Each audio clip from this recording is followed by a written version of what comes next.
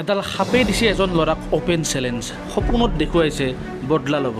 কিয় বিকাশ দুবে সাপৰ পৰা এতিয়ালৈকে এবাৰো বাচি যাব পৰা নাই? বলক আজিৰ এই আচৰিত ভিডিঅ'টো আমি আৰম্ভ কৰোঁ।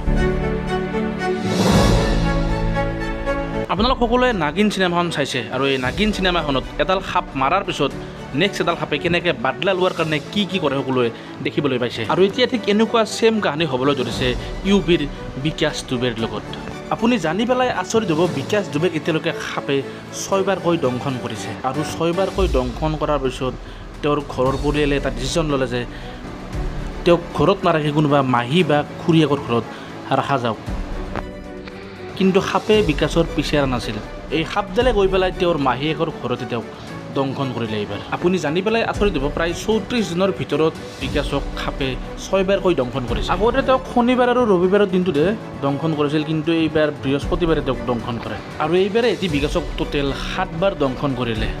আৰু এইবাৰ বিকাশৰ অৱস্থা খুবেই বেয়া, তেওঁক ICUত ভৰ্তি কৰোৱা হৈছে।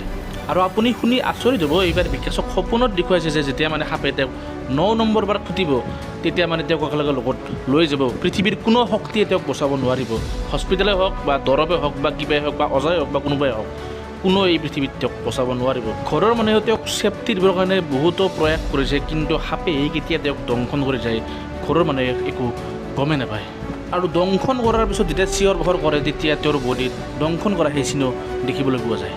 এই ঘটনাটো সঁচাকৈ আচৰিত। যেতিয়া মই প্ৰথম শুনিছিলোঁ মোৰ মাথাই কাম কৰা নাছিল, কেনেকৈ হ'ব পাৰে এই ঘটনা এনেকুৱা। হস্পিটেলত যেতিয়া নিউজৰ মানুহ গৈছিল, তেতিয়া বিকাশে নিজ মুখে কৈছিল আচলতে তেওঁৰ লগত কি ঘটিছিল। सपने में यही आया है कि जब तीसरी बार सांप ने काटा था तब सपना आया था कि हम आपको 9 बार काटेंगे, तो 6 बार काट चुका है, 3 बार अभी और काटेगा।